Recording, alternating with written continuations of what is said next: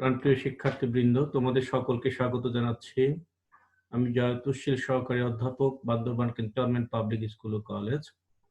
আজকে আমি তোমাদেরকে যে বিষয়টা পড়াবো সেটি হলো জীববিজ্ঞান বিষয়ের প্রথম পত্র অধ্যায় 7 থেকে এনজিওস্পার্ম আবৃতবীজ উদ্ভিদ সম্পর্কিত। প্রথম ক্লাসে ইন্ট্রোডাকশন থেকে হ্যাবিটেট আপ টু রানার পর্যন্ত পড়িয়েছি। এই মুহূর্তে লিভ অ্যান্ড ইনফ্লোরেসেন্স নিয়ে কথা বলবো। একাদশ শ্রেণীর জন্য এটি 43তম ক্লাস এবং দ্বাদশ শ্রেণীর জন্য 105তম ক্লাস। লক্ষ্য করো প্রিয় শিক্ষার্থীবৃন্দ, পাতা লেভ। কাণ্ডের পর্ব হতে পাতা উৎপন্ন হয়। পাতা বিভিন্ন ধরনের ও বিভিন্ন বৈশিষ্ট্য হতে পারে। প্রতি পর্বে একটি, দুটি বা তার অধিক পাতা থাকতে পারে। একটি আদর্শ পাতার 3টি অংশ থাকে, যেমন পত্রমূল, পত্রবৃন্ত ও পত্রফলক। পাতা বোটাযুক্ত বা বোটাবিহীন হতে পারে, উপপত্রযুক্ত বা উপপত্রবিহীন হতে পারে। একটি পাতায় একটি বা একাধিক পত্রফলক থাকতে পারে। এসব বৈশিষ্ট্য গোত্র, গণ ও প্রজাতি শনাক্তকরণে কাজে আসে। পিটিওল বা পত্রবৃন্ত বা বোটা। পাতার বোটাই হলো পিটিওল। পাতায় বোটা থাকলে তাকে পিটিওলেট বা বৃন্তযুক্ত পাতা বলে, বোটা না থাকলে তাকে সেসাইল বা বৃন্তহীন বা বৃন্তবিহীন পাতা বলে। দেখো, একটি সরল পত্রের ছবি দিয়েছে এবং তার বিভিন্ন অংশ একটু বলছি। লামিনা অর লিফ ব্লেড বা পত্রফলক।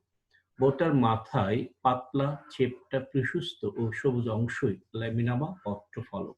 পত্রফলকই পাতার প্রধান অংশ। এটি হচ্ছে ল্যামিনা বা পত্রফলক। স্টিপিউল বা উপপত্র। কোনো কোনো পাতার বোটার গোড়ায় দুই পাশে পত্র সদৃশ ক্ষুদ্রাকার উপাঙ্গ সৃষ্টি হয়। এই উপাঙ্গকে স্টিপিউল বা উপপত্র বলে। সাধারণত এই জায়গায় হয়, এই পাতাতে এটা দেখানো নাই। মুক্ত পার্শ্বীয় উপপত্র দেখো, এটার ব্যাখ্যাটা ফ্রি লিটারাল স্টিপিউলস। উপপত্র দুটি যখন পত্রমূলের দুপাশে মুক্ত অবস্থায় থাকে তখন তাকে মুক্ত পার্শ্বীয় উপপত্র বলা হয়। সিম্পল লিপে আসো, সরল পাতা। পাতায় একটি মাত্র পত্রফলক থাকলে তাকে সিম্পল লিপ বা সরল পাতা বলে। এই যে একটি মাত্র পত্রফলক, এটি সিম্পল লিপ বা সরল পাতা। যৌগিক পাতা বা কম্পাউন্ড লিপ দেখো, একটি পাতায় একাধিক পত্রফলক থাকলে তাকে যৌগিক পত্র বলে। গোলাপ, নিম, লজ্জাবতী, সজিনা, কামিনী প্রভৃতি উদ্ভিদের পাতা যৌগিক। যৌগিক পত্রের প্রতিটি ফলককে পত্রক বলা হয়, অর্থাৎ একাধিক পত্রক নিয়ে একটি যৌগিক পত্র গঠিত হয় বা গঠিত। অচুর পক্ষল যৌগিক পত্র, পেরিপিনেইট কম্পাউন্ড লিপ। র্যাকিসের চূড়ায়, এই যে এটা হলো র্যাকিস, এই যে এটি হলো র্যাকিস। র্যাকিসের চূড়ায় যদি কোনো পত্রক না থাকে, ঠিক এই জায়গায় কোনো পত্রক নেই, অর্থাৎ পত্রকগুলো জোড় সংখ্যায় থাকে, তবে তাকে অচুর পক্ষল যৌগিক পত্র বলে। পেরিপিনেট দেখো, পাতাগুলো জোড়ায় জোড়ায়, এই জোড়া থেকে পেয়ার থেকে পেরিপিনেট, এই যে দেখো, তখন তাকে বলে অচুর পক্ষল যৌগিক পত্র বলে। এই টোটালটা একটা যৌগিক পাতা। এটা অচুর, অচুর মানে দেখো এটা চূড়া নেই। এই যে দেখো, এখানে কোনো পত্রক নেই, যেটা এমনটা এখানে আছে, দেখছো, এটা ইম্পেরিপিনেট। এটা কিন্তু জোড়ায় জোড়ায় না। এটা দেখো পত্রক গুলো, এটি হচ্ছে পাতা, এগুলো হচ্ছে পত্রক। পত্রক, এই টোটালটা একটা পাতা, এগুলো হলো পত্রক। এটা হচ্ছে র্যাকিস।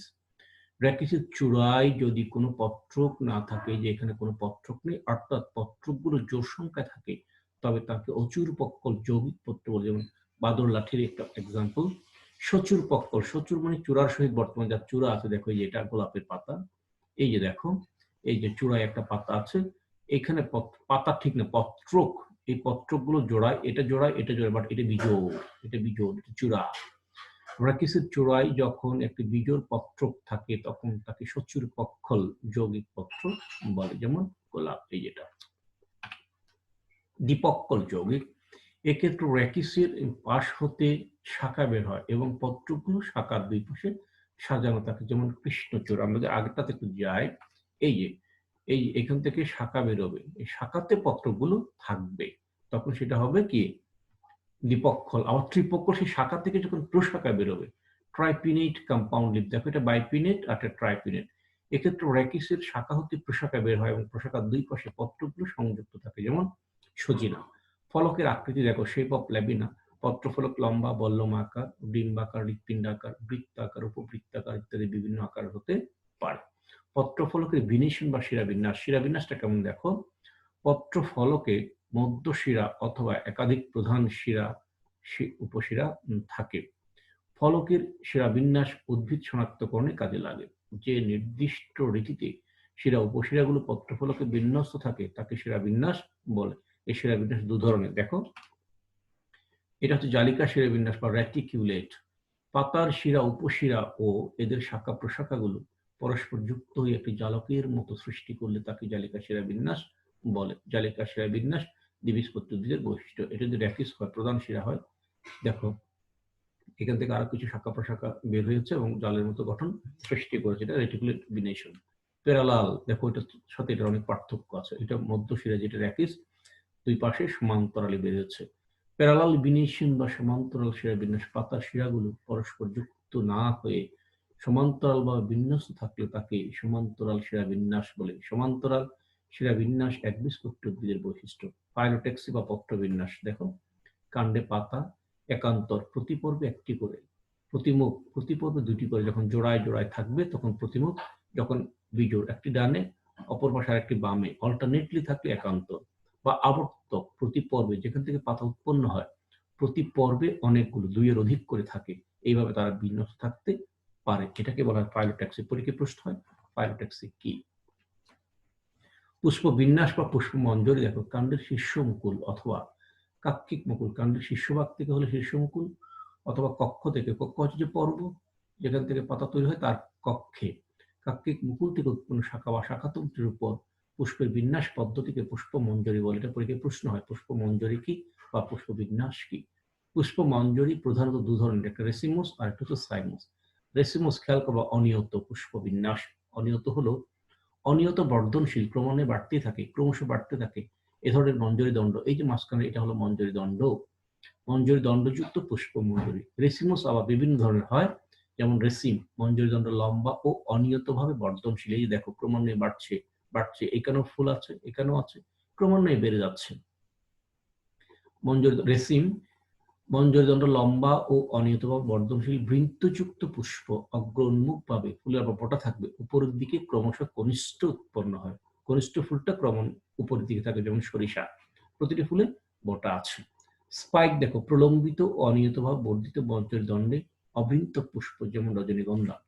এটি স্পাইক, এটা রেসিমোসেও পড়ে, অনিয়ত পুষ্প বিন্যাসেও পড়ে। রেসিমোসটা ইংরেজি শব্দ, অনিয়তটা বাংলা শব্দ। এর মধ্যে আবার রেসিমে নয়, এটা স্পাইকে পড়ে। এটা কেন স্পাইকে পড়ে? এর ফুলগুলো অবৃন্ত, সেসাইল, বোটা নেই, বোটা নেই। প্রলম্বিত, মঞ্জরি দণ্ড প্রলম্বিত ও অনিয়তভাবে বর্ধিত। এই যে প্রলম্বিত মানে লম্বা, অনিয়ত মানে কি, দেখো ফুল ফুটে যাচ্ছে ফুটে যাচ্ছে ফুটে যাচ্ছে ফুটে যাচ্ছে ফুটে যাচ্ছে ফুটে যাচ্ছে, এই যে দেখো। বাট এই ফুলগুলোতে বোটা নেই, যেমন রজনীগন্ধা, এটা হলো স্পাইক। আর সরিষার ক্ষেত্রে দেখো রেসিম, এটা হচ্ছে মঞ্জরি দণ্ড লম্বা, অনিয়তভাবে বর্ধনশীল, বাট ফুলগুলোতে কি হয়, বৃন্তযুক্ত ফুল, এবং ফুলগুলো অগ্রন্মুখ ভাবে ফোটে। এই এরপর দেখো স্পাইকলেট, এটা ধান, আগে বলি ছোট প্রকৃতির সংক্ষিপ্ত স্পাইক, এই যেটা স্পাইকলেট। মঞ্জরি দণ্ড সংক্ষিপ্ত হয়, এখানে মঞ্জরি দণ্ড সংক্ষিপ্ত হয়, হ্যাঁ, গোড়ার দিকে দুটি বর্মাকার অপুষ্পক গ্লুম, এই যে এটা ওয়ান গ্লুম ওয়ান, এটা গ্লুম টু, অপুষ্পক, উপরে একটি সপুষ্পক গ্লুম বা লেমা, এই যে এটা এটা, এর উপর বিপরীতে একটি প্যালিয়া, এই যে ডিজনিস প্যালিয়া, এটা প্যালিয়া, প্যালিয়ার উপরে পুষ্প, এই যে ফুল, এই যে ফুল, পুষ্প থাকে, বুঝতে পেরেছ? যেমন ধান, গম, ঘাস ইত্যাদি হলো কি স্পাইকলেট। ক্যাপিচুলাম বা শিরোমঞ্জরি, মঞ্জরি দণ্ড প্রলম্বিত নয়, স্থূল স্ফীত প্রশস্ত হয়ে উত্থল পুষ্পাধারে পরিণত হয়, যেমন সূর্যমুখীর ক্ষেত্রে। পুষ্পাধারের উপর দু ধরনের পুষ্পিকা থাকে, কেন্দ্রে নলাকৃতির, মধ্য পুষ্পিকা যেগুলো, এগুলো হলো প্রান্তের, এবং তার বাইরে জিহ্বাকৃতির প্রান্ত পুষ্পিকা বিন্যস্ত থাকে। পুষ্পাধারের নিচে মঞ্জরি পত্র চক্রাকারে বিন্যস্ত হয়ে, এই যে দেখো এই পুষ্পাধার, এই মঞ্জরি পত্র এখন দেখানো হয়নি, পুষ্পাধারের নিচে মঞ্জরি পত্র চক্রাকারে বিন্যস্ত হয়ে মঞ্জরি পত্র আবরণ গঠন করে, যেমন গাঁদা এবং সূর্যমুখী ইত্যাদি। সাইমোস বা নিয়ত পুষ্প বিন্যাস, নিয়ত বর্ধনশীল, অর্থাৎ শীর্ষমুকুলে বৃদ্ধিরহিত হয়ে যায়। খেয়াল করো, মঞ্জরি দণ্ডযুক্ত পুষ্প মঞ্জরি, কোনো কোনো ক্ষেত্রে একটি মাত্র পুষ্প সৃষ্টির পর মঞ্জরি দণ্ডে আর কোনো পুষ্প হয় না, এরা সাধারণত একক পুষ্প বিশিষ্ট হয়। যেমন অনেকে একেও সাইমাস মঞ্জরি বলে থাকেন, যেমন জবা। জবা হচ্ছে সাইমাস বা নিয়ত, একটি ফুল ফুটে, তার মাত্র একটি ফুল ফুটে এবং সেখানে সমাপ্তি, এই জন্য এটা সাইমাস। তো যাই হোক, আজকে এখানে শেষ করবো, শেষ করার একটা হোমওয়ার্ক দেবো, পাতা এবং পুষ্প মঞ্জরির প্রকারগুলো লিখো। শেষ করছি। সবাইকে ধন্যবাদ। ভালো থাকবে, সুস্থ থাকবে, বাসায় থাকবে। Stay safe, stay strong, stay at home. Best of luck. Thank you very much.